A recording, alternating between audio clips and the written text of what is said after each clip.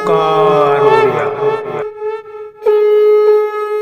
नमस्कार फ्रेंड्स, ओंकार ओडिया चैनल रे आपण मानक स्वागत। फ्रेंड्स, आज रे क्षुद्र वीडियो रे जो शक्तिशाली उपायटू शेयर करुच्ची एथिरे ना आपनकर तंत्रोक्त भारी सामग्री एकजुट करिया पई अछि किंबा मंत्रोक्त साधना सिद्धर आवश्यक अछि। केवल एक सूक्ष्म सरल विधि रे एक शक्तिशाली स्वयंसिद्ध मंत्र जहाँकि मात्र 5 गोटी शब्द विशेष एवं यह आपनकर साधना एवं सिद्धिर आवश्यक नहीं। केवल गोटे सूक्ष्म विधि मତରେ ଯଦି ଆପଣ ମାନେ କ୍ରିୟାଟି को संगठित କରି परिले तबे जेकोसी स्त्री जहाँकर रूप सौंदर्य आपण माने संपूर्ण ढली जाइछन्ती विशेष नहले भी गोटे थर आपण तांकर सह संभोग संपर्क स्थापन करिया ପାଇଁ चाहुचन्ती ताहा अद्भुतपूर्व ढंग से संगठित हो पारिबो। किंबा जदि कोनसी स्त्री पुरुष बंधु को प्राप्त करिया ପାଇଁ थाए तबे ताहा मध्ये संगठित हो पारिबो। आपनकर इच्छा मते कोनसी स्त्री का सह किंबा नारी होतिले कोनसी पुरुषक सह तांका सह सुसंपर्क स्थापन करी आपनकर जीवन में अनेक स्वार्थ सिद्धि को हासिल करें। भिडियो को शेष पर्यंत देखंतु।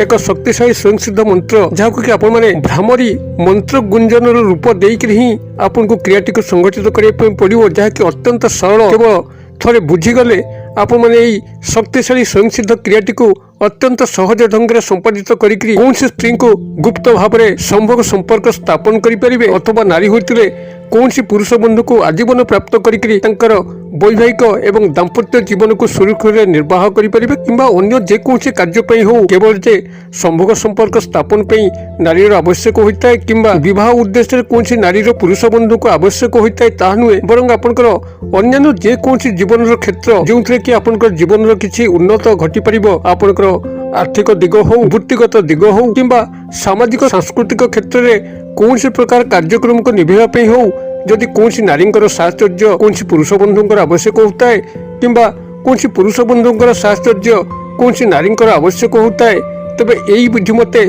से पुरुष किंबा नारी को आपण माने हाथ मुठारे रखिकरी कौन कार्य को आपण सहज निर्वाह करें। तेरे एथि सामान्य सरल ज्ञान आवश्यक जहाँकि क्षुद्र भिडियो में आपंकर कल्याणार्थे शेयर करुच्ची। भिडियो को ध्यान सहकारे शेष पर्यंत शुणु एवं जदि चैनल को प्रथम बार आसछन्ती कंटेंट रे आपन रुचि रहउची तबे चैनल को लाल कलर सब्सक्राइब बटन क्लिक करी बेल आइकन क्लिक करी और ऑल नोटिफिकेशन पर क्लिक करी चैनल को सब्सक्राइब कर नियंतु, जेभଳି कि आमे जेतर मध्ये आपण मानक सेवारे एई भली तंत्रोक्त एवं मंत्रोक्त विषय मान उपस्थापन करिवु ताहा आपण पाखरे शीघ्र पहुंचिबो एवं से सब आपण माने सर्वप्रथम देखिकरी किछि ज्ञान आहरण करि परिबे। तबे फ्रेंड्स, एबे नजर पकेबा शक्तिशाली स्वयं सिद्ध मंत्रोक्त क्रिया एवं तंत्रोक्त क्रिया जहा माध्यम रे कि कोनसी जदि नारी को आपण माने प्राप्त करिया पई चाहिले तंकर रूप सौंदर्य आपण संपूर्ण विवश होई पडिकरी थरे मात्र तंकर सह संभोग क्रिया को स्थापन करिया पई चाहिले तबे आपण अत्यंत सहज संपादन करि परिबे। किंबा नारी होइतले कौन पुरुष बंधुंकर साहचर्य प्राप्त करने संभव करें। आपण माने क्रियाटी को संगठित करने जेकोसी शनिवार ही आवश्यक एवं एथिपाई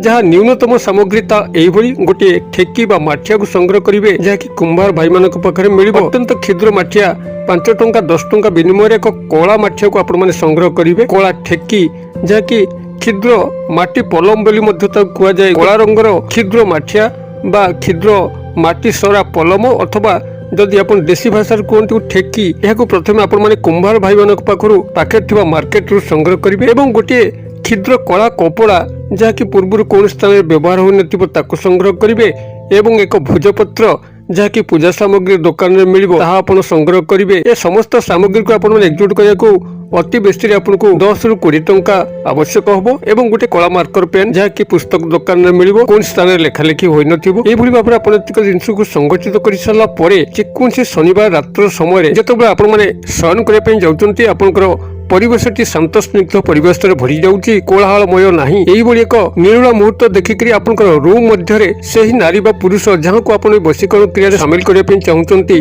तांकर गृहटी जो दिगरे अच्छी से दिग को मुख करके एक कला आसन पकईकरी बसवे ध्यानस्थ मुद्रा बसवे जेभଳି कि से नारी अथवा पुरुष आपंकर मानस चक्षुरे परिस्फुटन होउची तांकर सह समस्त गुप्त संभोग संपर्क स्थापन हो किंबा अन्य जेकोसी कारण पे आपण माने कहथांतु सेही क्रियार संपूर्ण काल्पनिक चित्र आपनकर मानस मध्य को फुटी उठुची आपनकर अंतर चक्षु को आसुची। एही भाव में आपण तांको गभीर भाव में 1 मिनिट 2 मिनिट पे चिंता करिवे एवं चिंता करिवा समय आपनकर सामने एई जिनस सब थिबो अर्थात एई कला ठेकेटी थिबो कला कपड़ाटी थिबो कला मार्कर पेन थिबो एवं एई भोजपत्रटी थिबो एतिकी आपनकर सामने थाइकरी आपण माने क्रियाटी को एई भाव में संगठित करेबे। जेतेबेले ତାଙ୍କର କାଳ୍ପନିକ ଚିତ୍ର ଆପଣଙ୍କର ମାନସ ମଧ୍ୟରେ ସୁସ୍ପଷ୍ଟ ହେବ। ସେତେବେଳେ ଆପଣ ଏ କଳା ମାର୍କର ପେନ୍ଟିକୁ ବାହାର କରି ତାଙ୍କର ଡାକ ନାମ ବା ଉପନାମ ଯାହା ଆପଣ ଜାଣିଛନ୍ତି ସେ ଭୋଜପତ୍ରରେ ଲେଖିବେ ଏବଂ ଲେଖି ସାରିଲା ପରେ ସେ ଭୋଜପତ୍ରଟିକୁ ସେ ମାଠିଆ ଭିତରେ ରଖିଦେବେ ଏବଂ ସେଇ କଳା କପଡ଼ା ଯାହାକି ଆପଣଙ୍କ ଠେକିଟିକୁ ଭଲ ଭାବରେ ବାନ୍ଧି ହେବ ତା ମୁହଁଟିକୁ ସେଇଭଳି ଭାବରେ